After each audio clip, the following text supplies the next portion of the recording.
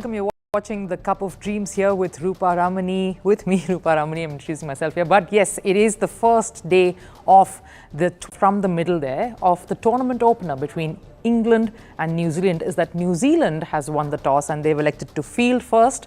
That's the immediate news that's coming in there. And of course, the two big updates from the middle, which we already sort of said earlier today, was that as we know, Ben Stokes is sitting out of this one for England. He's picked up a niggle is what we hear.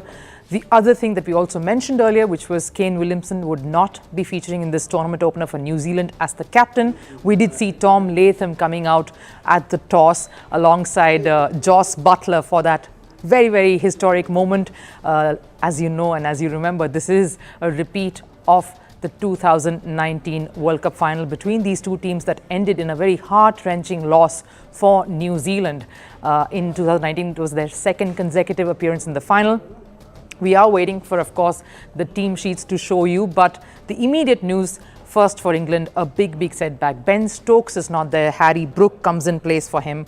And they are, of course, batting first in this immense big stadium, which is in Ahmedabad. And for New Zealand, apart from Kane Williamson, Tim Southee, another senior hand that is part of their bowling lineup, is also not featuring in their playing 11. In fact, who's giving Trent Boult company is Matt Henry. He's also a very potent young fast bowling component of that side. They don't have Ish Sodhi as well. The other news that's coming out from the middle is that Lockie Ferguson also sort of picked up a bit of a niggle, so he's not there in the lineup. The bowling unit, which we will see right at the start, of course. Trent Boult, Matt Henry, Mitchell Santner, again a lot reliant on him. He's one of the senior spinning all-rounders for the New Zealand side. We've seen how he's performed, especially in these conditions. He's very confident. And if we have to sort of look at the squads there, let's quickly take a look at the England lineup, the playing lineup for the first match. And if you just sort of glance there, it is, as we said, Ben Stokes sits out. So you have Jonny Bairstow there, David Malan, Joe Root,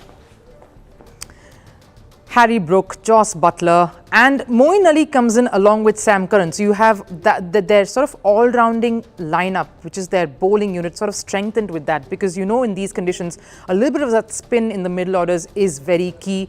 Moeen Ali makes it to the playing 11. Sam Curran there. So you have Sam Curran, Mark Wood, and Chris Woakes forming that pace unit, as we know, for England.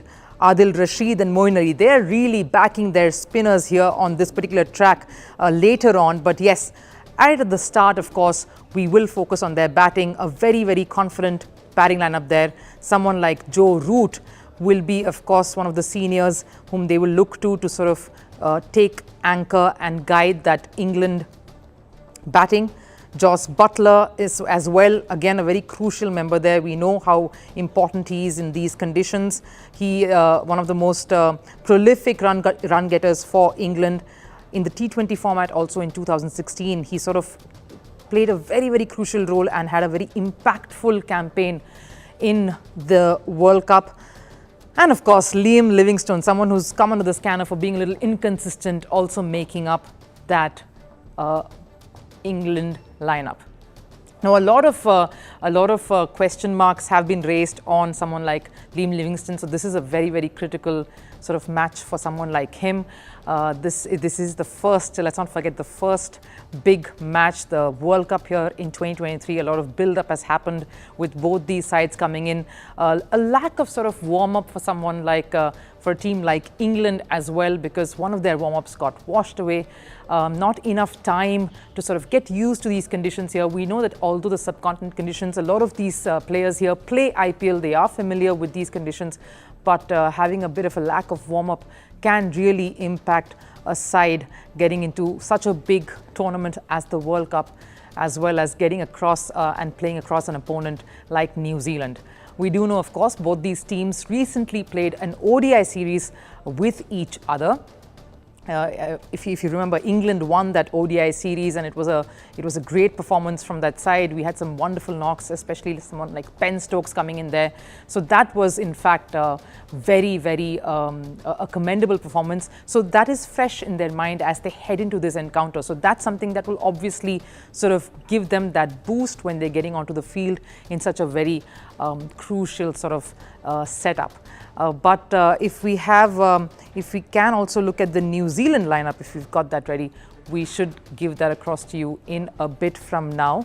But if I had to take you through what that New Zealand lineup looks like, you have someone like Devon Conway, a lot reliant on him later on in the second innings when New Zealand does bat. But if we just focus on the bowling unit for a chance there, Trent Boult, Matt Henry, Mitchell Santner, Jimmy Neesham, of course, as well will roll his arm a bit, Mark Chapman too. So that's what the New Zealand squad on you, it looks like. You don't have Ish Sodhi there in the mix. And someone like Glenn Phillips, he'll be very important too. Tom Latham, captaining for the first time as well. Devon Conway, Tom Latham. It's a very young bowling unit, as you can see. Someone like Mitchell Santner, someone like Trent Boult. These are senior hands whom we will rely upon quite a bit in this particular tournament opener. So yes, that's the news out here from the middle. If I have to just reiterate that, New Zealand winning the toss against England in the World Cup opener in Ahmedabad. It's a huge stadium. We saw sort of Ravi Shastri leading the whole proceedings there. Crowd is yet to trickle in from whatever pictures we've been seeing. It's a massive seating capacity for 132,000. So yes, that's what's coming your way in some while from now. We'll of course keep coming back at you with more updates, and if all interesting performances take center stage, you will sort of hear from us here at First Post. This is of course the Cup of Dreams, so keep following this space here and keep watching us for more features, for more updates from the world of the Cricket World Cup, which is happening here in India after such a long time.